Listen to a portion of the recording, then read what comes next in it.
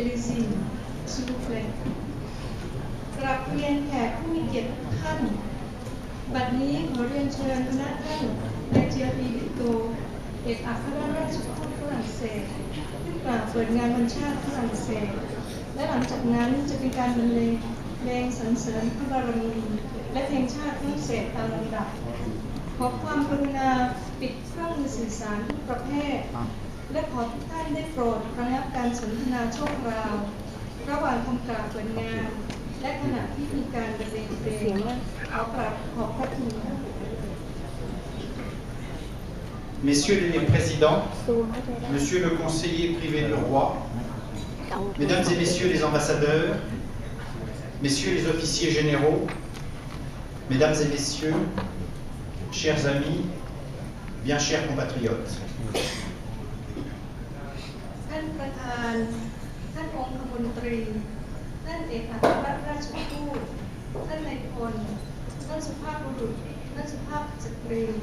มิตรสหายเพื่อนร่วมชาติที่รักยิ่ง C'est avec émotion mais également beaucoup de plaisir que je vous souhaite ce soir une chaleureuse bienvenue en ce 14 juillet 2013.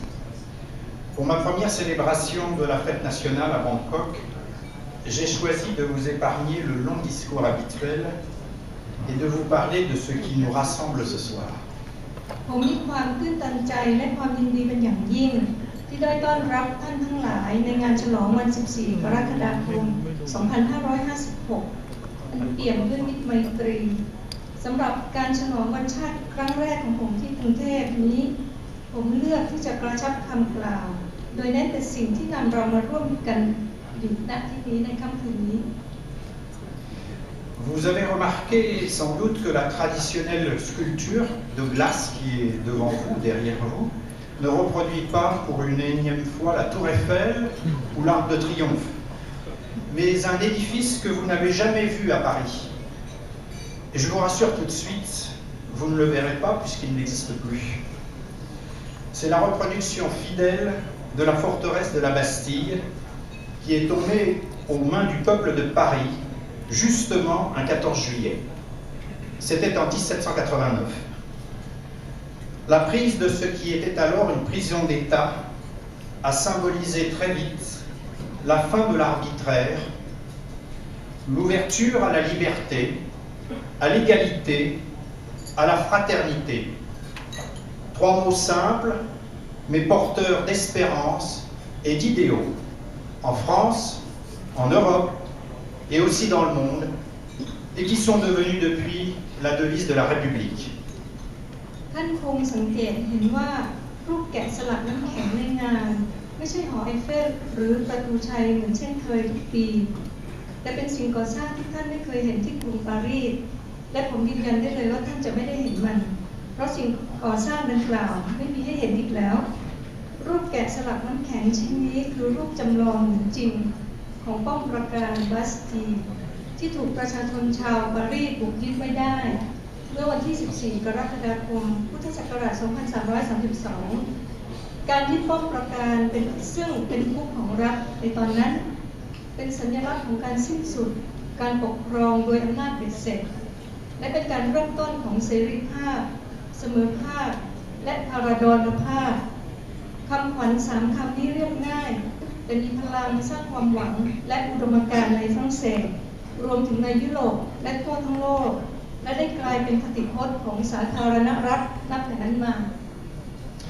Le 14 juillet, c'est aussi celui de 1790, de la fête de la Fédération,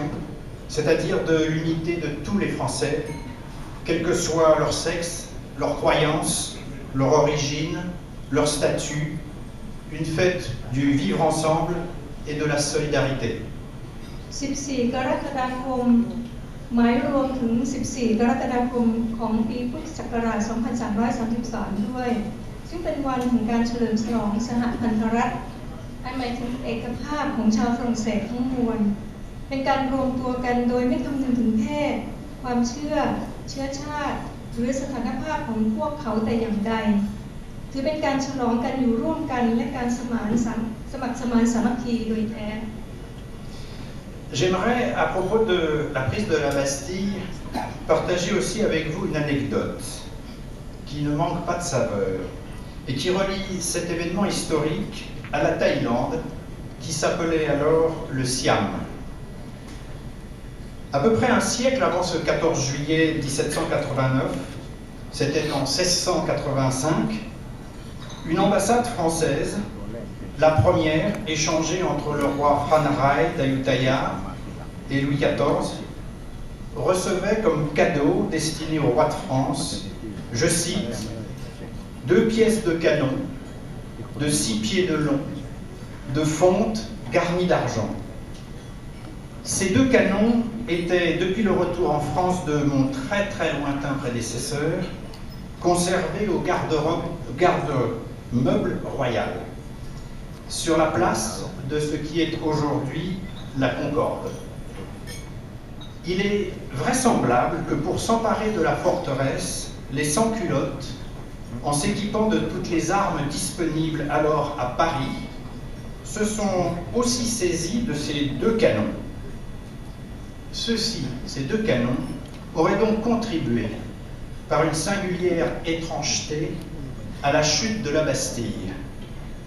C'est en tout cas ce que des documents de l'époque donnent fortement à penser. เมื่อพูดถึงการยึดบัสตีนผมขอเล่าเรื่องหนึ่งซึ่งยังคงมีสีสันและเชื่อมโยงเหตุการณ์ประวัติศาสตร์นี้กับประเทศไทยซึ่งยุคนั้นเรียกชื่อสยามเราคือในพุทธศักราช 2228 หรือเกือบ1 ศตวรรษก่อนวันที่ 14 กรกฎาคม 2332 คณะราชทูตเจ้าหลุยส์ทรงส่งมาเพื่อมีการแลกเปลี่ยนพระราชมัยตรีกับสมเด็จพระนารายณ์แห่งกรุงศรีอยุธยาได้รับพระราชทานปืนใหญ่ความยาว 6 ฟุตหล่อด้วยเหล็กกล้ามีลวดลายฝังเงิน 2 กระบอกอันเป็นราชบรรณาการแด่กษัตริย์ฝรั่งเศสเมื่อราชทูตรุ่นซึ่งเป็นรุ่นก่อนผมนานแสนนานคณะนี้กลับถึงฝรั่งเศสปืนใหญ่ 2 กระบอกนี้ถูกเก็บรักษาไว้ที่คลังเครื่องเรือนแห่งราชสำนักที่ตั้งอยู่ในบริเวณซึ่งปัจจุบันคือจัตุรัสองกอร์กล่าวกันว่าในบรรดาอาวุธที่ชาวปารีสรวบรวมได้ที่กรุงปารีสนั้นมีปืนใหญ่ 2 กระบอกดังกล่าวรวมอยู่ด้วยเป็นไปได้ที่ปืนใหญ่ทั้งสองนี้มีส่วนร่วมอย่างน่าแปลกใจในการยึดป้อมปราการบัสตีย์อย่างไรก็ตามยังมีเอกสารของยุคนั้นซึ่งมีน้ำหนักเพียงพอที่จะทำให้เชื่อตามนั้นได้ Et puisque nous sommes dans l'histoire, je vous propose de nous y attarder encore un petit moment pour vous signaler que quand vous vous rendez à la résidence de France, vous empruntez désormais non seulement le seuil 36, mais aussi la rue de Brest. Mais pourquoi donc de Brest, allez-vous me demander?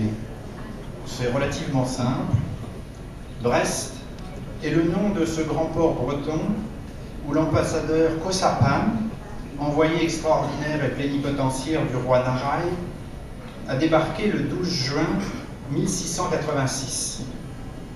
Depuis 1742, la rue principale de cette ville du Finistère de l'Occident porte le nom de Siam. Clin d'œil à l'histoire qui est commune entre la France et la Thaïlande, il existe donc, depuis le 15 février de cette année, une rue de Brest à Bangkok. เรากำลังย้อนประวัติศาสตร์ผมจึงขอปันเวลาท่านสักนิดเพื่อบอกว่านับแต่นี้ไปที่ท่านเดินทางมาทำเนียบเอกอัครราชทูตฝรั่งเศสท่านจะใช้เส้นทางเจริญกรุงซอย 36 หรือมีชื่อว่าถนนเบรสท่านอาจถามว่าทำไมชื่อถนนเบรสคำตอบง่ายมากเบรสเป็นชื่อเมืองท่าสำคัญของมณฑลเบอร์ตันเป็นเมืองที่พระยาโกษาปานราชทูตผู้มีอำนาจเต็มในสมเด็จพระนารายณ์ขึ้นบก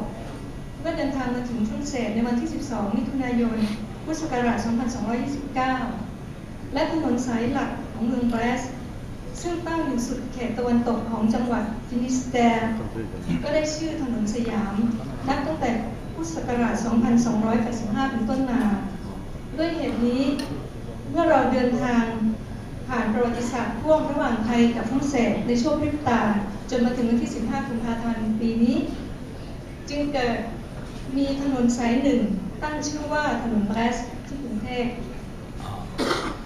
Je vous sens un peu déçu parce que je n'ai pas évoqué les relations bilatérales, alors je vais le faire brièvement maintenant. Ces relations se portent très bien et j'en suis personnellement infiniment heureux. C'est normal s'agissant de pays qui ont une histoire qu'ils partagent, de nombreuses similitudes. Ils appartiennent aussi, on l'oublie trop souvent, à une institution qui leur est commune, l'Organisation internationale de la francophonie. ท่านคงจะผิดหวังหากผมไม่เอ่ยถึงความสัมพันธ์ไทยฝรั่งเศสในปัจจุบันผมขอบอกสั้นๆว่าความสัมพันธ์ของเราดีเยี่ยมและผมก็ปรับปลื้มใจเป็นอย่างยิ่งที่ประเทศทั้งสองของเรานั้นนอกจากจะมีประวัติศาสตร์ร่วมกันแล้วยังเหมือนกันอีกในหลายด้าน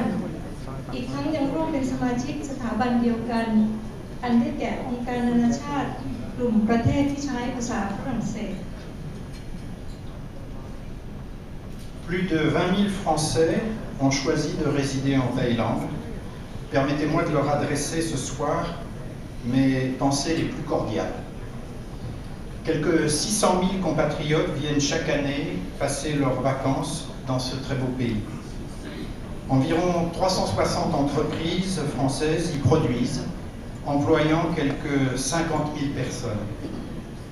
Au plan politique, nos deux premiers ministres ont effectué en moins d'une année des visites croisées qui ont permis de dynamiser notre partenariat avec la signature de plusieurs accords dans le domaine de l'éducation, de la formation professionnelle, de l'économie, de la défense. D'autres membres du gouvernement sont venus ou vont venir cette année conforter cette coopération. J'y vois une marque forte de l'intérêt partagé à Paris comme à Bangkok pour travailler davantage conjointement pour le bien de nos deux pays, mais également des deux ensembles auxquels nous appartenons respectivement, l'Union européenne et l'ASEAN. มีชาวฝรั่งเศสกว่า 20,000 คนเลือกที่จะอาศัยอยู่ในประเทศไทยผมขอส่งความปรารถนาดีต่อพวกเขาจากใจจริงและในแต่ละปีเพื่อนร่วมชาติของผมร่วม 600,000 คนเดินทางมาพักผ่อนในช่วงวันหยุดในประเทศอันงดงามแห่งนี้บริษัทฝรั่งเศสประมาณ360แห่งเปิดทำการและจ้างพนักงานร่วม 50,000 คนที่นี่ส่วนทางด้านการเมืองในช่วงไม่ถึงปีที่ผ่านมานายกรัฐมนตรีทั้งสองของเราก็ได้แลกเปลี่ยนการเยือนประเทศซึ่งกันและกันแล้วพร้อมกับการลงนามความตกลงหลายฉบับว่าด้วยความร่วมมือทางด้านการศึกษาการอบรมเชิงวิชาชีพการพาณิชย์และการทหารส่งผลให้ความสัมพันธ์ของเราตื่นตัวและมีสมาชิกท่านอื่นในรัฐบาล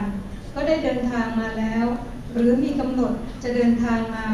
เพื่อกระชับความร่วมมืออีกด้วยเห็นได้ชัดว่าผู้ดูแลรับผิดชอบความร่วมมือทั้งที่กรุงเทพและที่ปารีสต่างก็ตระหนักถึงความสำคัญของการร่วมกันทำงานให้มากยิ่งขึ้นเพื่อประโยชน์ต่อประเทศทั้งสองของเราและต่อประชาคม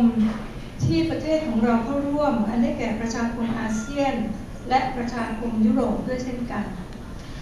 Avant de conclure, je voudrais exprimer ma gratitude toute particulière aux trois sociétés mécènes dont la générosité a permis que la réception de ce soir ait lieu dans ce si bel hôtel. Essilor, Thales et MSH. Je les remercie très sincèrement.